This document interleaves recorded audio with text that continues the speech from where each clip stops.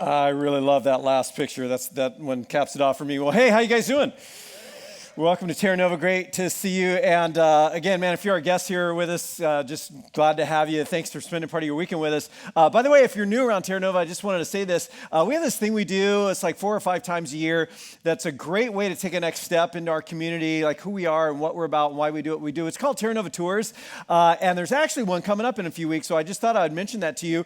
And we do free lunch and free childcare if you got kids. And it is, again, just a great way to maybe take a next step into the community. If you're interested in that, would you write Tour Me or something like that on your Connect card somewhere, and we'll get you to play with that. Next week, I'm super excited. Next week is Mother's Day weekend, and I'm really pumped because it is going to be so good. On Saturday night, we're actually going to be having Cheesecake Factory cheesecakes after the service, so that's dinner. I say that's dinner. That's your caloric intake probably for the day. So that's happening on Saturday night after the 5. And then on Sunday morning, I don't know if you've ever been a part of one of our breakfasts. It is next level. So we've got that going on. We got this photo op going on all weekend. Not necessarily with those people. That's my family. So maybe your family will be here. Or somebody you want to take a picture with. And we're kicking off a brand new series. And I'm really excited about that. But tonight is actually the series finale of Enemy Mode and how to escape it. It's been a series that's all about a brain state where the relational circuitry of the brain, which is really largely a function of right brain processes, dims or goes offline, resulting in a kind of blindness.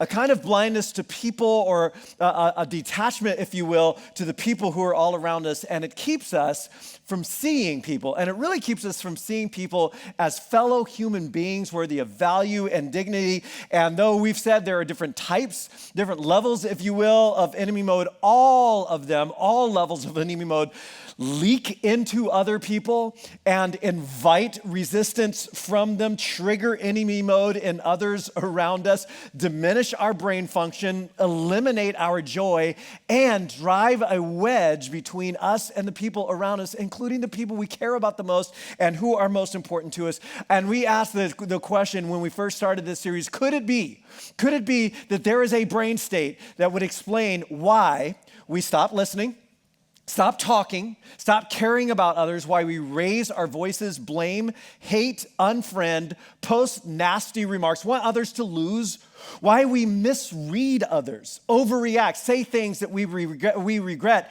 hurt the ones we love the most, defend ourselves even when we know we're wrong, feel alienated, see others as against us, fall out of love, divorce, abuse, despise a politician, political party, race, or religious group, start wars, or carry out genocides. Could one brain state actually explain all of that? And if so, wouldn't it be helpful, if not essential, to learn how to reverse it? And I think even if you're not really a God, faith, Bible, church person, you would say that would be important. That would actually be a good thing. And that's what we've been talking about during this series. So far, we've said step 1 really is just to recognize it in myself, to recognize it when I see it, and especially not just see it in others, to be able to see it in myself. And then when I see it, that was week 2 of the series, when I see it, I want to learn how to escape it as quickly as possible. And we talked about this in week 3, the REST model of escaping enemy mode as quickly as possible, REST, relax my body, breathe, engage my right mind, smile, talk to myself and God about it, try to escape it as quickly as possible. And then ideally, though I will never attain to this entirely, I want to do my best to live in my right mind, to live in relational mode, to stay in relational mode, to be the Samaritan, if you will. And last week we talked about what it looks like to care, C-A-R-E.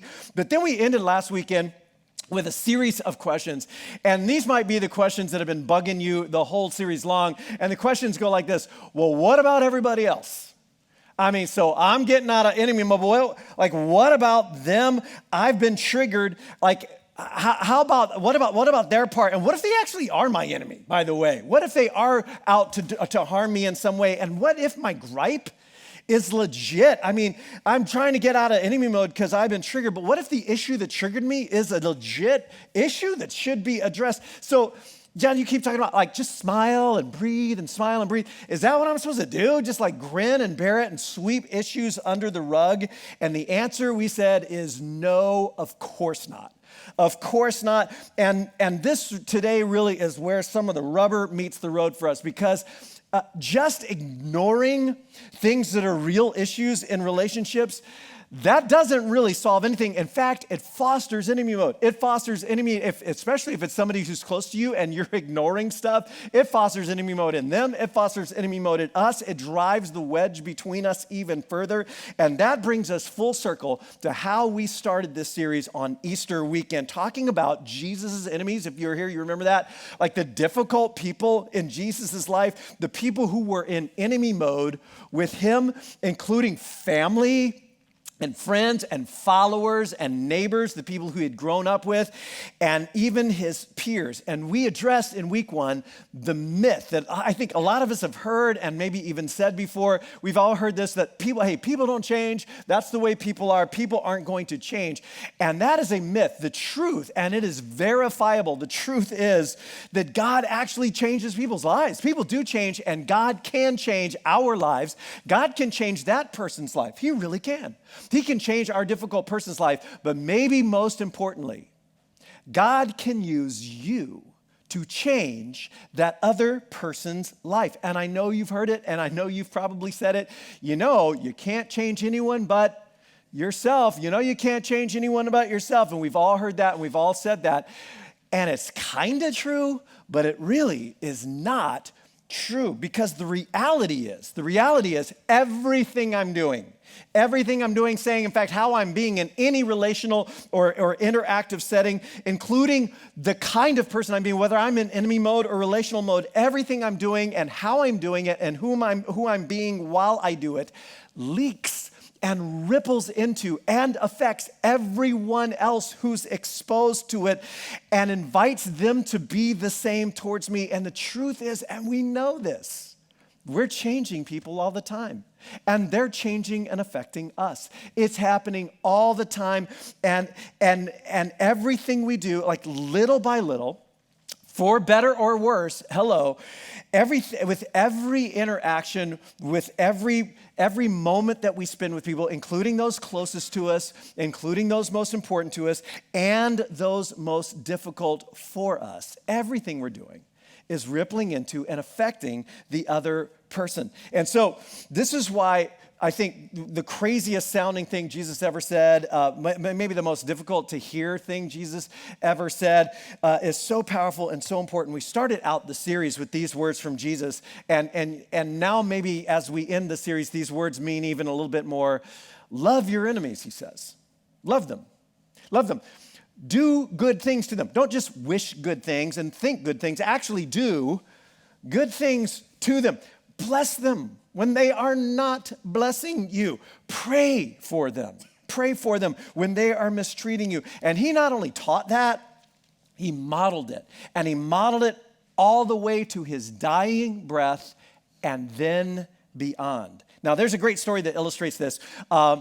It's a story not actually of Jesus. It's a story of a famous person you've probably heard of before. His name is David. You've probably heard of David. Maybe you've heard of King David, or maybe you've heard of Shepherd Boy David, like 23rd Psalm David. That's that David. But this is actually a story of fugitive David. Fugitive David. And the story goes like this. After David killed Goliath, famous story, Christian was talking about it just a minute ago, as a teenager, he became this national hero. Girls are singing songs about him and putting his posters up on their walls. And King Saul has brought him close to make him like a part of his family, to keep him close, because he saw how popular and how powerful and influential David was. It's kind of this keep your friends close and your enemies closer kind of thing. And then Saul gets word that this old prophet Samuel has actually gone and anointed David to be the next king of Israel. And so now Saul sees David as a clear threat to his future dynasty, and he goes into stupid enemy mode, and he tries to kill David on more than one occasion, and then he banishes him from the kingdom. And David goes on the run, and he's hurt, and he's angry, and he's betrayed, and he's like wounded, like he's a fugitive now. He's not welcome in his own land that he loves, and he ends up attracting a whole bunch of other disgruntled, angry fugitives to join him. That's not a good thing. And there are now hundreds of men who are outlaws with David, and he's angry about the whole situation, but he can't get to Saul because of his values. His values say, hey, Saul is God's anointed. I can't touch God's anointed. But apparently his values do not tell him that he can't touch anybody else. And so he is touching other people, and he is taking out his anger in other ways and on other people. And that's where we meet the story today.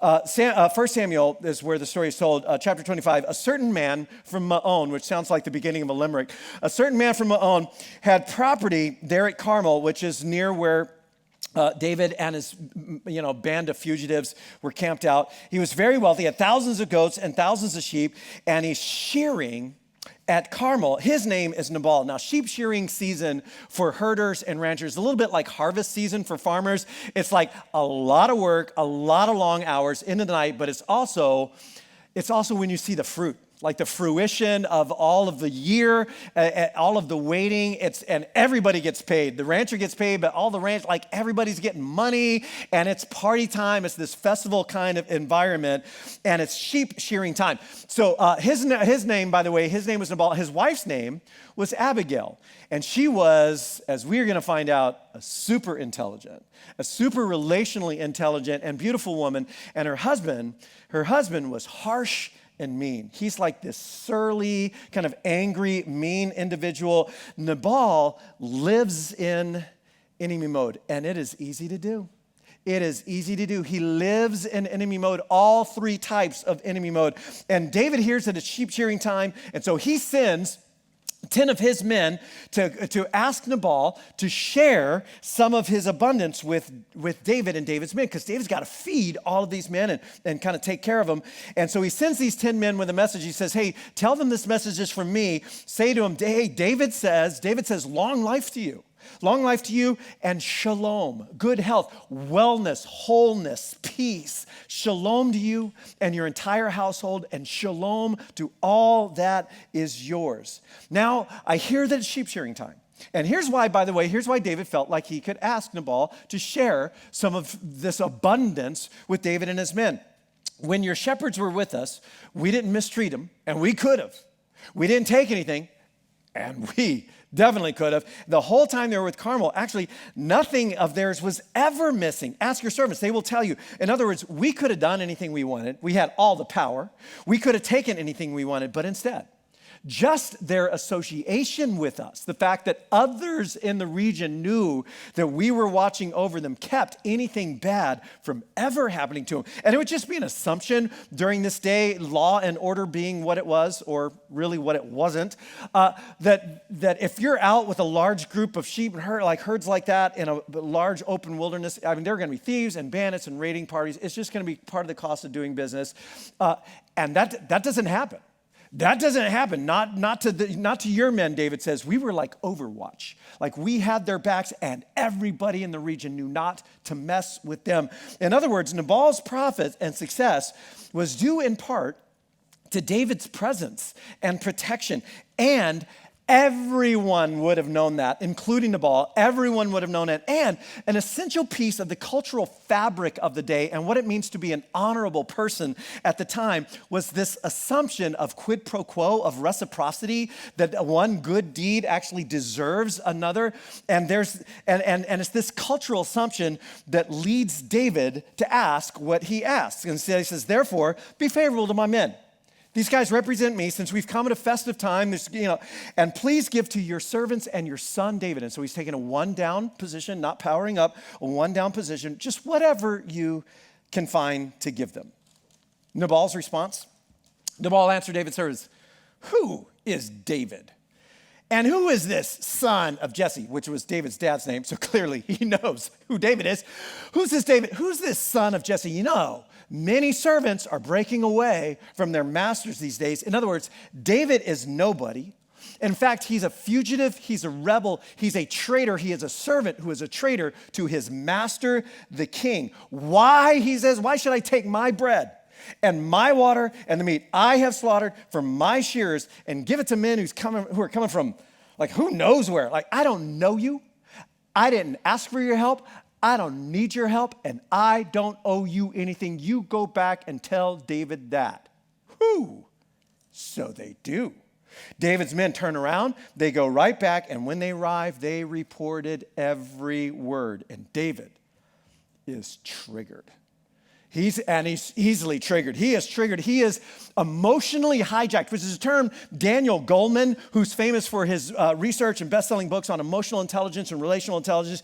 Emotional hijacking is a term he uses to describe what happens when the emotional part of the brain, which is a part of the relational circuitry of the right brain, the limbic system, senses an emergency or a threat and dumps a cocktail of fight, flight, or freeze hormones into the bloodstream, just locking up your higher levels of thinking and propelling you often into stupid enemy mode. And so it shuts down his right brain. He immediately goes into enemy mode, and he yells out to his guys, "Strap on your swords, boys.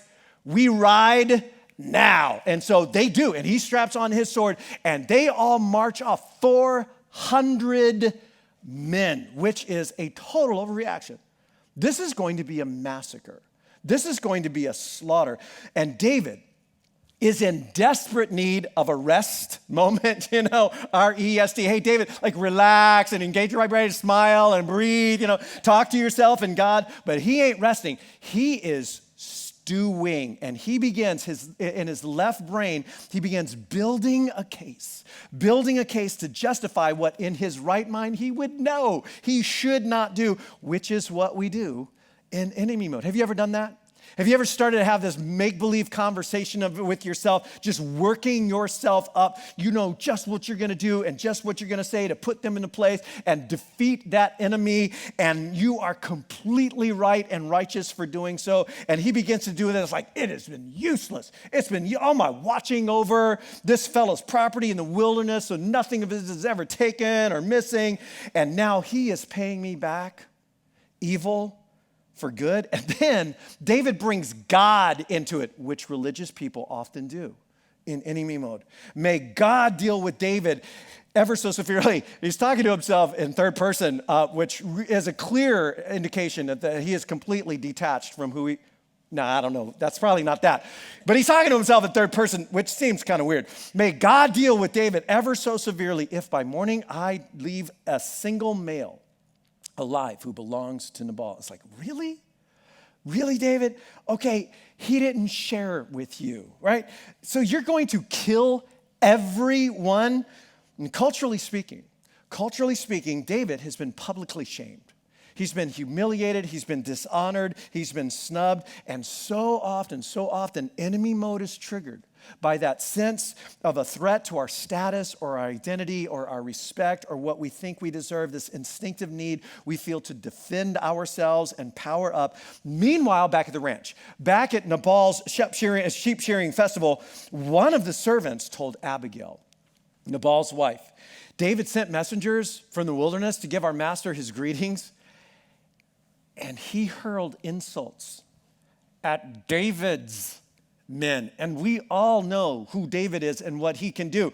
And yet these men, they were really good to us. When we were out there in the wilderness, they didn't mistreat us. In fact, the whole time we were out there, nothing was ever missing night and day. They were like a wall around us. No one would mess with us because they were there the whole time we were herding our sheep near them. And then she says, and then the servant says, now you need to think it over. And you need to see what you can do because disaster is hanging over our master and his whole household.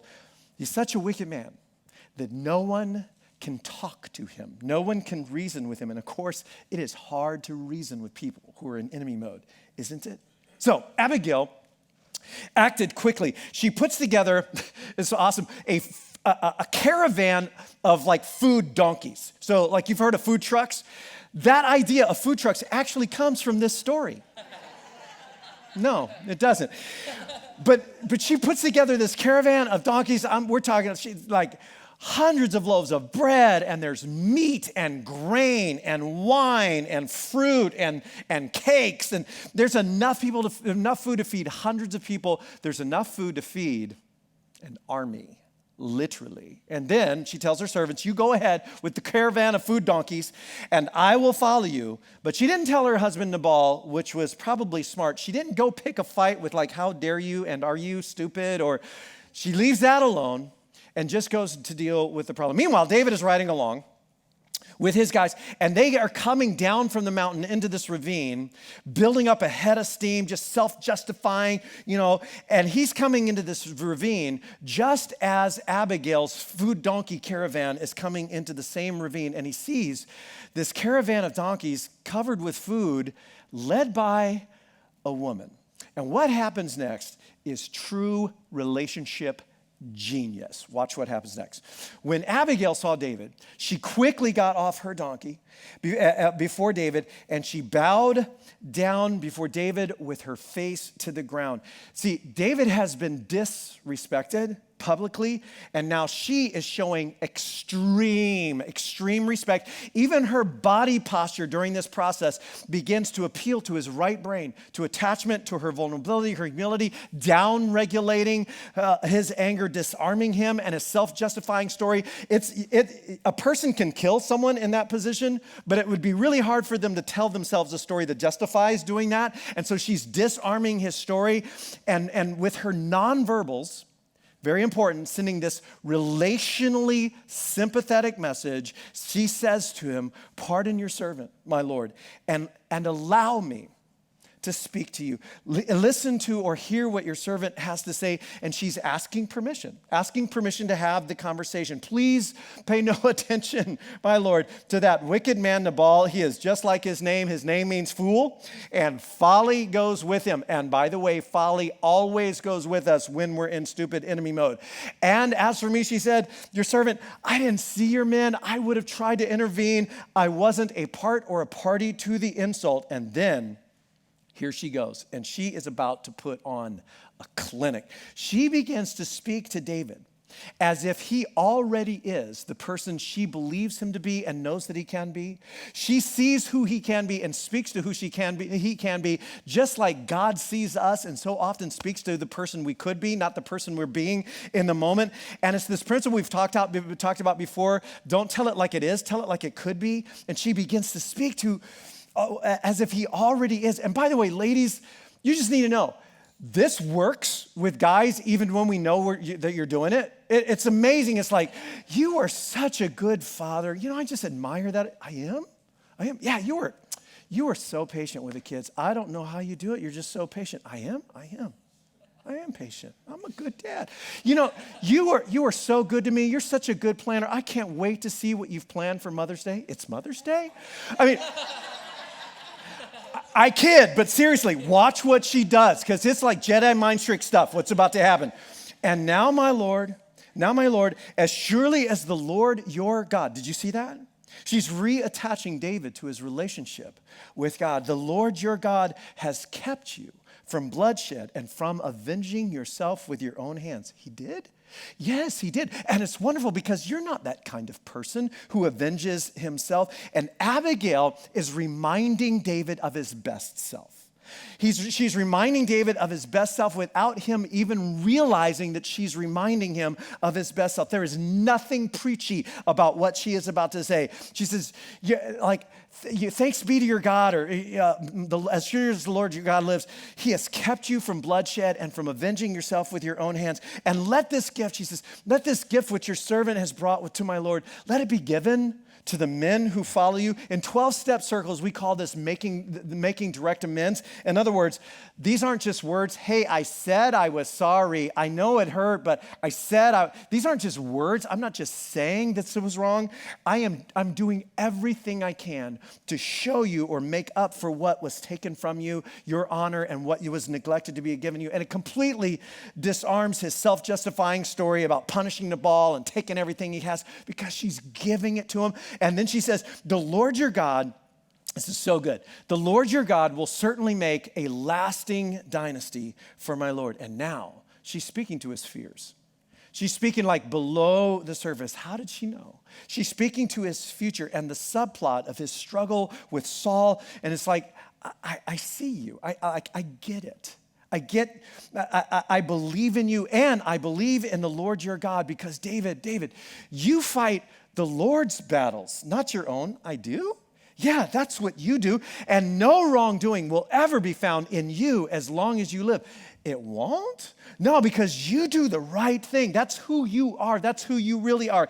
And again, she is reminding him of his best self, the right brain processes of things like personal identity and group identity and who I am and who we are and what people like me and people like us do and do not ever do. And then she says, and when the Lord has fulfilled for my Lord every good thing he promised concerning him and appointed him to be ruler over Israel. And this is where David's struggle is right during the season of his life. When that has come to fruition and God has fulfilled his promise, which he will, my Lord will not have on his conscience the staggering burden of needless bloodshed or of having avenged himself. Because David, someday this will just be a story. This will all be a story that you tell or is told about you. So what story do you want to tell? And we've talked about how profound that kind of question is. As you look back on this from the future, what story do you hope to be able to tell about this day? And the whole thing has been subtle, it's been vulnerable, it's been completely non-preachy, non-lecture-y, non-judgmental, humble, and it's been profoundly relational. It's been so relationally warm and all right-brained. There's nothing left brain like logic and proofs and arguments and another thing and here's 5 reasons and so forth. None of that. It's just all been right-brained. Character and your best self and identity and relationship and values, and it brings David back. Abigail is what neuropsychologist Jim Wilder calls a rescue attachment for David. She's this person who's able to rescue David from his worst self, from his gross self, and bring him back. And he's back into his right mind. His relational circuits are successfully turned on again.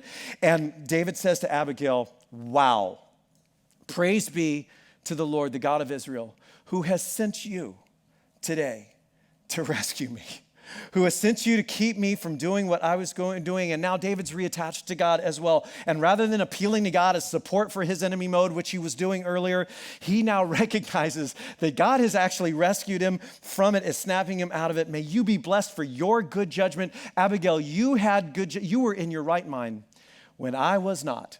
You had judgment and I did not have it. You kept me from unnecessary bloodshed, from avenging myself with my own hands. Your right brain was working when my right brain wasn't, keeping me from horrible regret, keeping me from doing a terrible thing. So go home in peace.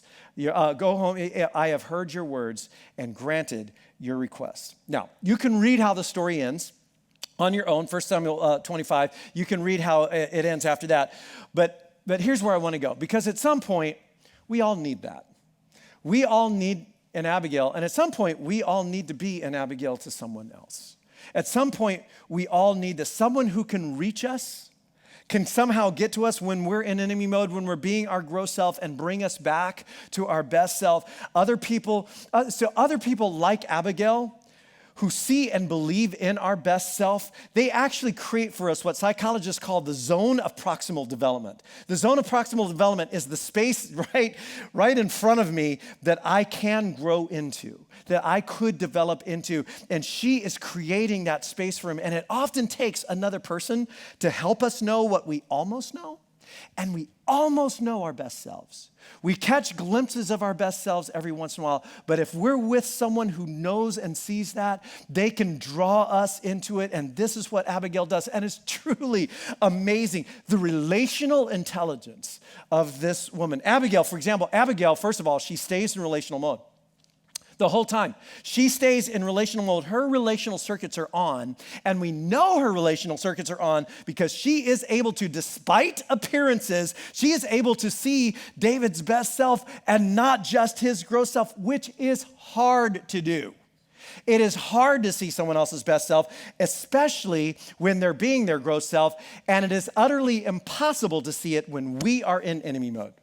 In fact, my relational circuits have to be on. in order to see another person's perspective, in order to see where they might be coming from, and to see what a person can be when they're not being that person right now. But she not only sees it, she actually speaks to it. She speaks to David's best self, and by the way, never once to his gross self.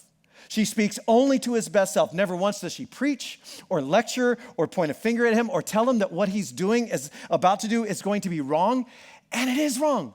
And if she were to tell him that, she would be correct, but never does she really even acknowledge what his gross self intends to do. Instead, she speaks only to his best self, and while she's doing that, she models relationally connected behavior the whole time. Her nonverbals, her implicit gratitude, her gifts, her affirmations of his best self. And while she's doing that, and doing so, what she's doing is she's engaging and inviting David's right brain to respond to that, to come back online. See, logical verbal, and here's where we often fall flat, especially somebody like me.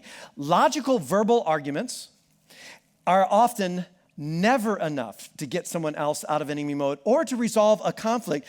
They simply invite the other person's left brain, their logical verbal explainer, to come back at us with their logic and reasons and stories. That's what left brains do to each other when they fight. They just exchange plots and proofs and strategies and words, right?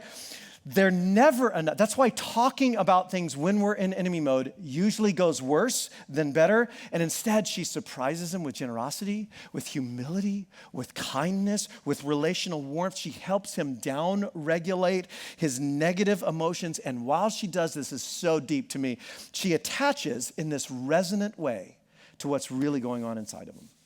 She attaches in this resonant way to his emotionally weighted struggle. First and foremost, of course, the disgrace and the insult that David has felt from her husband, which he must address. That is the immediate presenting issue, if you will. That's the trigger that has got him to this place. And again, there's no attempt to defend it or like logically explain. There's no left brain, rational, logical argument for it. It's just she's attaching to that disgrace that he has felt. And then more than that, and this is so significant, she attaches in some kind of resonant way to his deeper underlying fear and his anger and his anxiety that he has over his future and being hunted by Saul and this whole predicament and the promise that God made to him that his best self, when he's his best self, believes without reservation and trusts God implicitly for and is at peace with the process, but his gross self, and he's often his gross self, continues to try to take into his own hands and fight for and fear over, and she attaches to that as well. And it's just this great case study. It's this great case study. There are so many different layers to it, right? Though every context and every relationship is unique and yours will not necessarily be the same as this. But as we wrap up, not just today, but the entire series, I want to bring some of those observations into some application for us to take away. And we've been saying, hey, step one is like, if I don't do this, I'm lost. I need to recognize myself in enemy mode. I got to figure out how to escape it quickly. And then as best I can, I want to learn how to live my life in my right mind in relational mode. And then step 4 is I want to figure out how to help other people do the same. I not only want to be recognizing into myself, escaping it, and staying in my right mind, I want to help other people actually do the same. Help those around me. Help them escape enemy mode and help them stay in their right minds. Some observations from Abigail on helping rescue others from enemy mode. And the first one is this, and it is the most important thing. In fact, if you don't do anything else, this is the one. If you're going to do anything, it has to come from relational mode. To get myself out of enemy mode, get in relational mode, and stay there the entire time, that is the work. That's like the whole thing. Be wary of verbal, logical reasoning until the other person is out of enemy mode. You cannot logic or reason with a person in enemy mode and get them out of it, nor can they do you.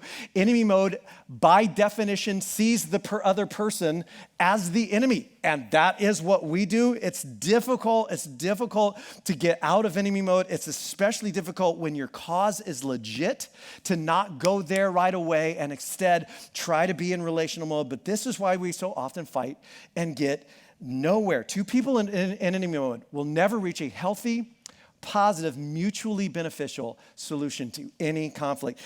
So I got to stay in, get in enemy mode. And then I want to make sure my nonverbals are highly relational.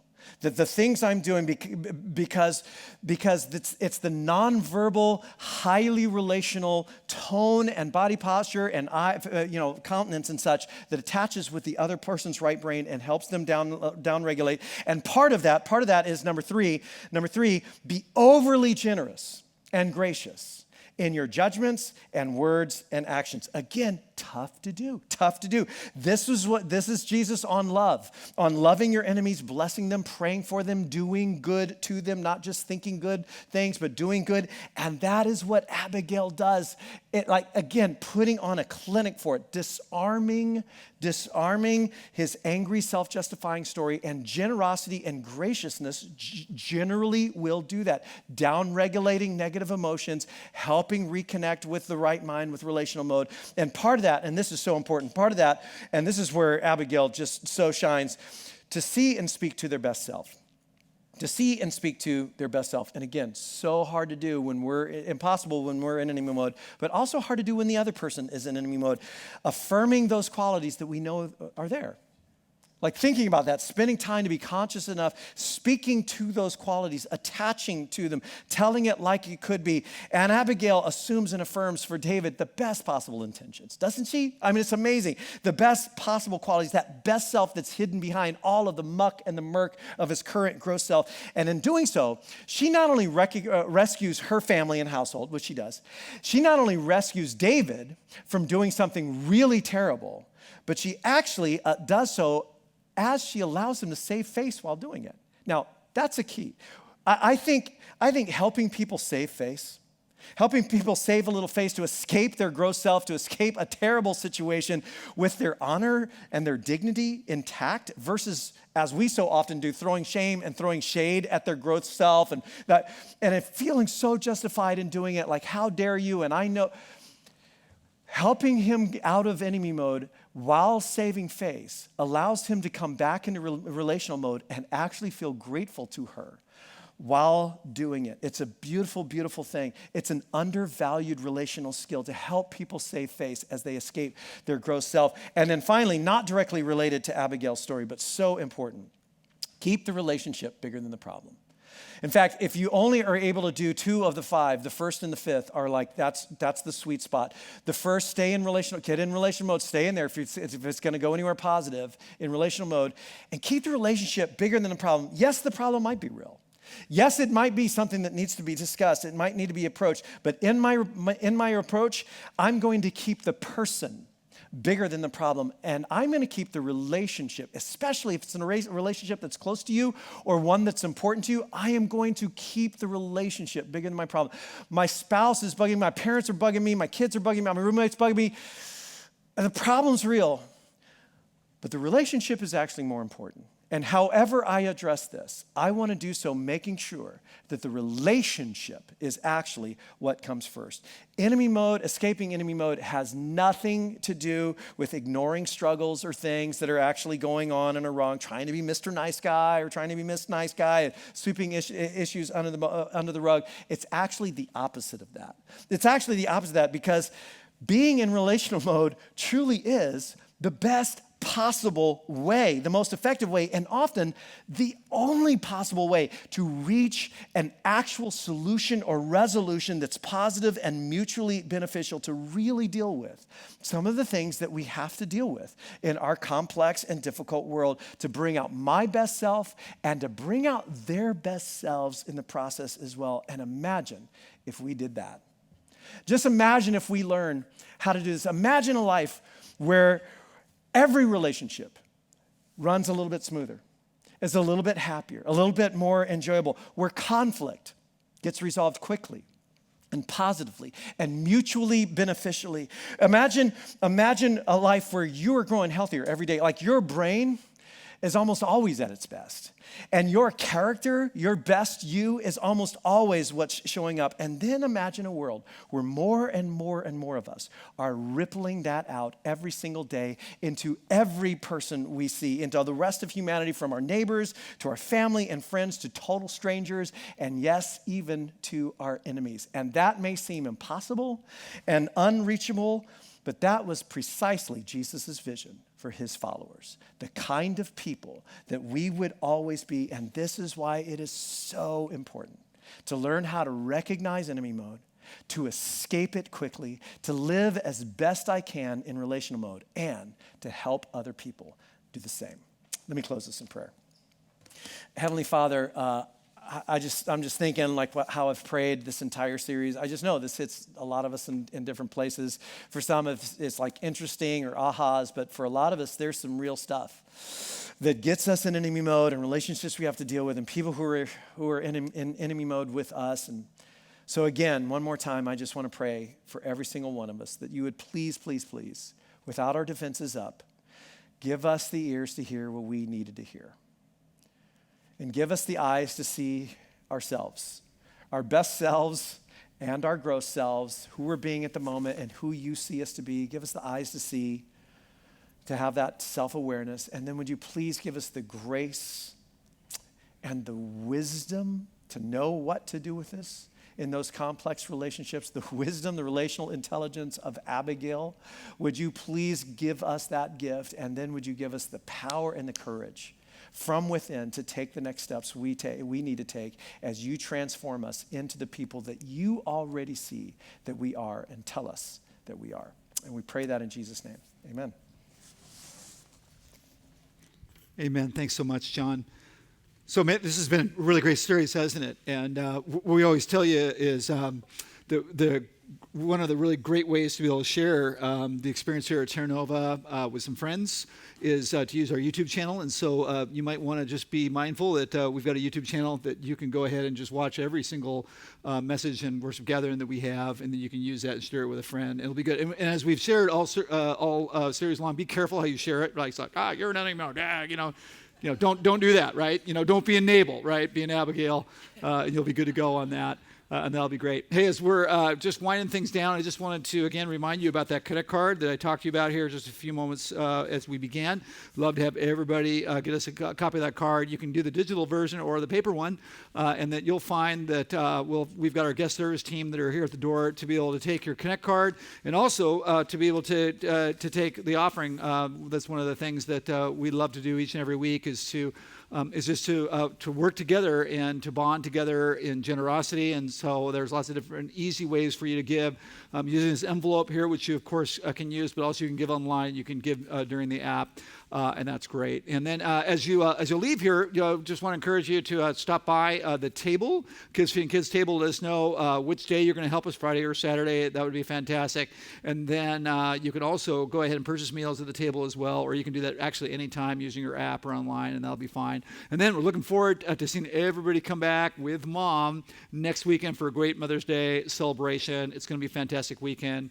And I think this week is going to be fantastic, right, as we just stay in our right mind and that God uses us. And so may God use you and bless you this week as you just bring light and life to the people that are around you. We can do this with God's help. So go in God's grace. We'll see you next week.